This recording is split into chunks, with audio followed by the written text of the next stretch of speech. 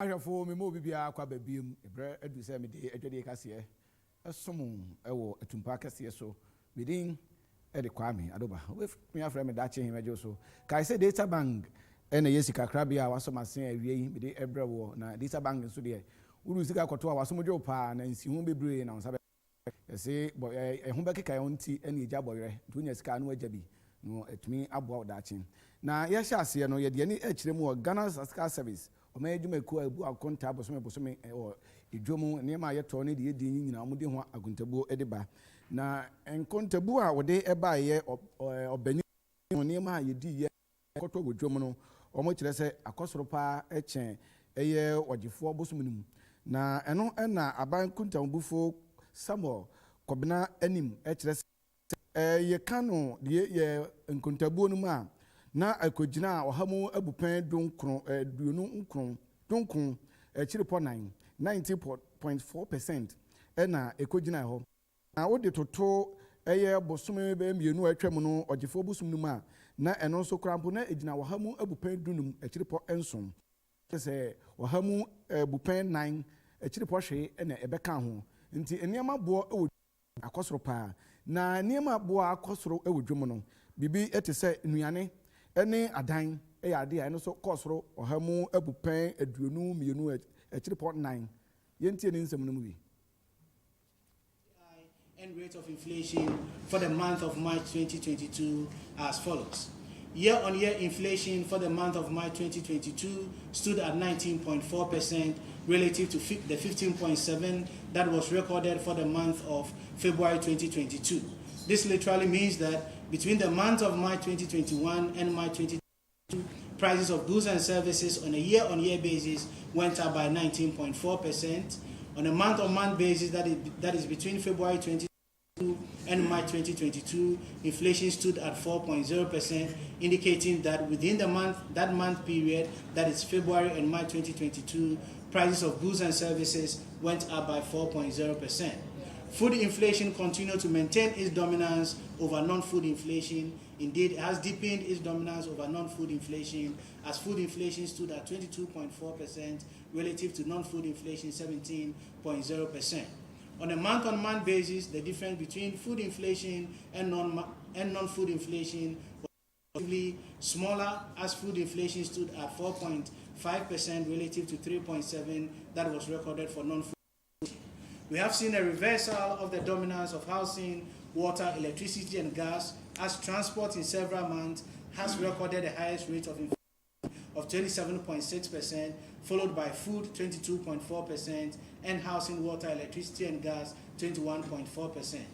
The contribution of food, non-alcoholic beverages on overall inflation increased by 2.0%, and it must be recorded that the contribution of transport recorded a much higher increase relative to food and non-alcoholic beverages, as its increase was 2.6 percentage points. The gap between locally produced items and imported items have been reduced, although locally produced items continue to maintain its dominance of 20.0% inflation for the month of March 2022 and 17.0% for imported items for the month of March 2022. Bronkahafo region the highest inflation of 23.1%, and Upper East region the lowest inflation of 12.5%, showing a stark variation across the administrative regions. Thank you. Ghana Investment Promotion Center ayo majumeku abodawro efa enyuma ho ede atodwa se wo hia enyumeku ahodo ewo mamu na omahwe ede dwuma bi sade beboa ama ohaw bi a enyumeku bi mu ekom no ebetimi ayi afiri omso na ne nyina se edwumeko bi ana aban bi ana oman bi free baabi eba oman Ghana mu aba bedidwa ese otimi nya sika botene bi ebo wase na no otimi amo ahoɔden na no aba oman Ghana mu aba bedidwa na kobasa husika wode eba Ghana no abedidwa no se enso ana enya kese a untimi ema wose yakoma enyumeko bi omani enje se omo ebeba enu nti saa ha ene saa niema na yede ato aman ahodoɔ bi so ana enyuma bi so no ebeyi edi afiri ho na no otimi aya kono ama obi bia owo ne sika kakra bia se opese oba Ghana ebedidwa no otimi aba nti omoye nhyehyeye JPC Act ɛyɛ mfempemienu ɛne edumiɛnsa deɛ no ne fa ɛyɛ ahanwɔtwe aduosia enum no ɛda de pefe sɛ amnɔnefoɔ a ɛyɛ anɔm pɛ sɛ ɔmbɛka temaamufoɔ adwadie ɛho no ɛsɛ wɔn etimi ekura America sika no mpem ahamienu na sɛ woyɛ adwumakuo emu akɛseɛ nso a yɛhwɛ sɛ wo sika bɔtene a wode bɛhyɛ adwuma n'ase no America sika no mpem ahanum ɛna amnɔnefoɔ anaasɛ awɔwɔ a wɔn ɛwɛ sɛ wɔn de wɔn bɛwura adwadie mu yie ankasa no nso no yɛwɛ sɛ wɔn sika ebɛkura wɔn no ɛbɛ America sika no ɔpepe baako bɛyɛ mfie kakra ɛne akyire nie woba adwaman so ɔman Ghana mu a nyasa nketewa Ghana adwadifoɔ ɛne Nigeriafoɔ no mente mu ase ano ɔden paa ɛna akɔ so ɛwɔ wɔn ntem esan sɛ Nigeriafoɔ no ɛyɛ bodwabodwa adwuma Ghana Union of Traders Association gutafoɔ ɛkyɛm sɛ dabi ɛnyɛ no kwan no ɛnkɔm mmra ɛho ɛno na nam so ɛma guta anaasɛ adwadifoɔ nkabom ko a yɛkɔ ɔmo asɛmi ɛgyina ɔmo tumi ne ɔmo mmra ɔmo ɛwɔ soɔ ɛda na de pefe sɛ ɛdi a ɛsɛ sɛ Nigeriafoɔ ɛne aman a ɛtwa ɔmo ho ahyia no etimi ɛbɛbɔ wura ɔmo mu saa a wɔn ɛde nkura ɛto ma ne asifoɔ sɛ ɔmo mmra no ɔmo hwɛ sɛ ɛbɛyɛ a ebetimi abɔ adwadifoɔ no ho ɛbra eduru baabi koraa na saa mentem ho ase wei no ɛde ɔhaw a ano ɔden pa ntɔkwa emu ɔden ɛna ɛyɛ ɛkɔba wei na nam so ɛma Deputy Chief Executive Officer de ma GIPC owura yawo amoaten afiri yiem ɛde ato dwa akyerɛ mu sɛ adwumakuo a ɔmo na boa ɛboaboa wɔn a ɛde wɔn bɛwura ɔman Ghana mu no GPC no abɔ ho mmɔden asɛ ɔmo ɛbɛhwɛ sɛ ɛbɛyɛ a ɔmo nso ani bɛ no ho no ɛno nti ɔmo pɛ sika bɔten bi ɔmo bɛtumi de abɛwura Ghana sika no mu afe biara a ɛno ɛne America sika no ɔpepepepe mmiɛnsa ɛkɔpem ɔpepepepe ɛna ɛno nti ɔse ɛnyɛ ade ɔmo bɛtu anamɔ bi akɛkɛ na mmom ɔmo ne GIPC adwumakuo no ɛne mpanyinfoɔ ɛka bi a wɔn mu ɛyɛ yie ɛbɛka wɔn ho abɔ mu ansa na wɔn ɛbɛyi nnipa bi afiri mu a ɔmo ayi wɔn afiri.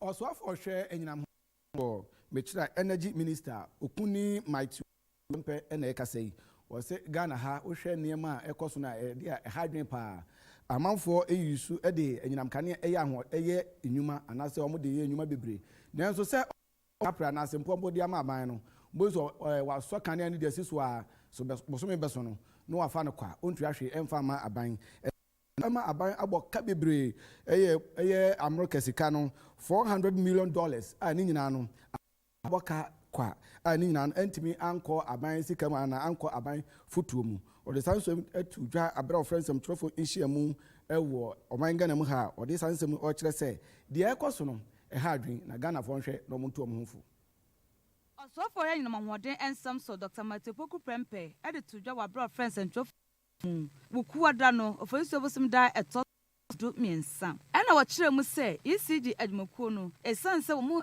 ntimi ngye sika a wɔn agye ne yie no nenam so ɛma wɔn ɛbɔ kabuburo saa no opɛsɛm no sɛ ECG foɔ anhwɛ antoto wɔn nneɛma yie nam so ɛma wɔn tumi ɛbɔ ɛkasa di a yɛntimi ɛmfa yɛni ɛnto wɔn so wɔtoa ne kasa so no ɛna wɔkyerɛ mu sɛ Ghanafoɔ a wɔde enyimahoɔden edi dwuma nyinaa ɛsɛ wɔhwɛ sɛ bɛyɛ a ɔmo ɛbɛtua ɔmo esika anyɛ saa ɔmo ɛbɛkɔ ɛyɛ National Revenue Protection Task Force na wɔne wɔn ɛdi esie. I keep showing this slide to everybody.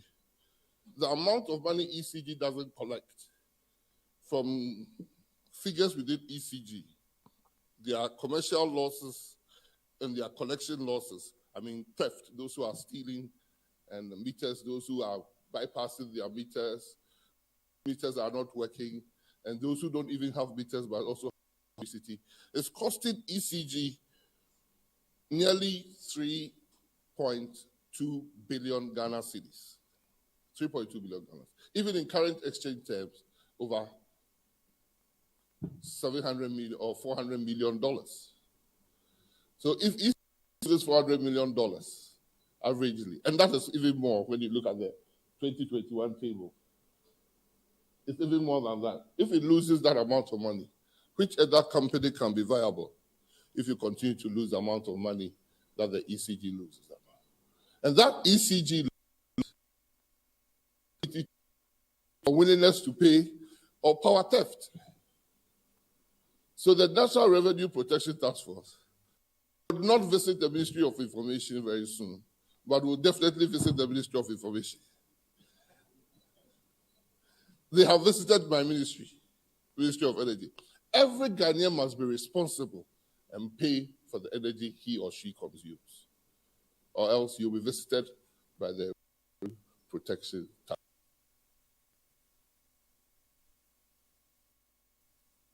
Yeah, na ha and every mamma kwame dear Jedi Cassie. Esie within Ede Kwame Adoba. If you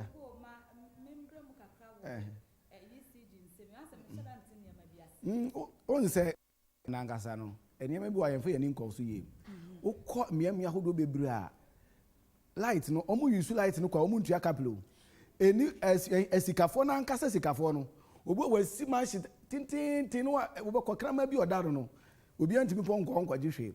But Omo dan crab, I could dan crab. Omo Mumuna, the Debiani Akotaki. Omo Ancasana, Omotiti is Legon, no one in Logon. Who will be war power traffic one. Will be busy there called Wakaji lad. So, what the Mimin Shadantia say on penny for no afan say. Mimin Yan and says almost say almost the prepaid no eba. Emma sa illegal connections are cosno and kay to a chat. But says still almost so complaining, say illegal cost in a banner saying, I don't be prepaid a banner illegal connections so cost. Any power the prepaid in the buyer on one son at this hard no so buy yo. In this angle for now, Mamma Yajuma, I will ECG. O mana, ebi wofi. Into ono betrefia on mukwa obefaso eden. Ninu abna na damfo ni akwasi. Sa akwasi enya mita e kwa obefaso obeba ni mita ni bi no de. Ono anonim. Enti meters ni bi akwakodu di amanfo bi wo hokra register. Because no one the yeduma. Ote nsem no mu ye pa na papa no kasa no se omo a omo entua no. Omo ne eyifo ebenya asem. Omo ne omo mpenifo no benya asem. Ba me se me to me de ofon so medru na aba. Enti se ekwan bes na me mfa me ntua. Enti no ese omo hwehwe omo nsem no mu ye me so da ntia. Said your kan no ese omo but ese omo timi set tax force. Na emiam yahudo bebu. Yes, emiam yahudo bebu o ho a. Eda na yesisi na atete gate na gate ma danu a. Onye do so oga no dey no. Omo hwe no omo nwurawura ho. Because me dia mitimi hu say eda ya kese bi wo ba bi a. Omo nya kwa akra enwura ho no makwa kwaje lad bill. Na say no obi light sisu fiti anopa to adeche. Nti we ayo how na ekoba asa na ye mumu na ye maame mu no mu de omo mumu na call account mu no mutua. Nti say your minister no kana won so ka no. Ana mutuo na so mutu ni ye but ama no say hwehwe eka abanya boy $400 nke kwa futu ma. Nke was na ya bobo se atwa mo ya check bo se akra mse wo crowd ya betu akra de o swat ya se so mo keka ne ma ba se na me kwa na metu de so betu bi se se na ga akra ya wona na akra betu se so mo keka ne ma bom se de minister nso kan o kan se mba ko bi twa to na me de wo se so man to mo ne ma yo ahwe be yo mafiri ho ECG and yeah se na nke think a private institution kra ma na so private institution obeje pe na ono anso akofa ne nkrofo ba be adwuma na afidenti da bia na yemfa aban adwuma fa sa na bia se Ghana fonse ye tuntum osa aya aban de sisi e na osa pe ba bi fai tata bas ni ye nyina on de ya aban adwuma bia na je se ye se ni anga se ya adwen se ni no krema ye ho ntinya de bebe ni ai fi ato aso